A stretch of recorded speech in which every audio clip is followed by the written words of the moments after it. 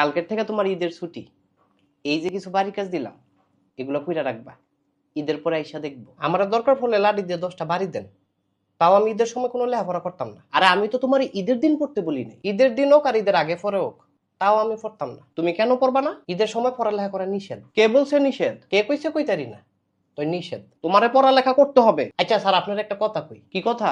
ঈদ মানে আনন্দ, হ্যাঁ, আর ঈদ মানে পড়ালেখা বন্ধ। এলাকা একেবারেই বন্ধ? একেবারেই না, যতদিন আনন্দ ততদিন বন্ধ। এত আনন্দ করলে পড়ালেখা করবা কোন দিন? যেদিন আনন্দ শেষ হইব তার পরের দিন। আর এই আনন্দ শেষ হইব কোন দিন? এই আবার পরীক্ষার আগের দিন। আরে এমন করলে তো তুমি ফেল করবা। না স্যার, ইনশাল্লাহ করতাম না। তুমি যদি ফেল করো তাহলে তোমারে বাঁচাইবো কেডায়? আল্লাহ যদি আমারে পাস করায় তাহলে ঠেকাইবো কেডায়? শুধু পাস করলেই তো আর হবে না।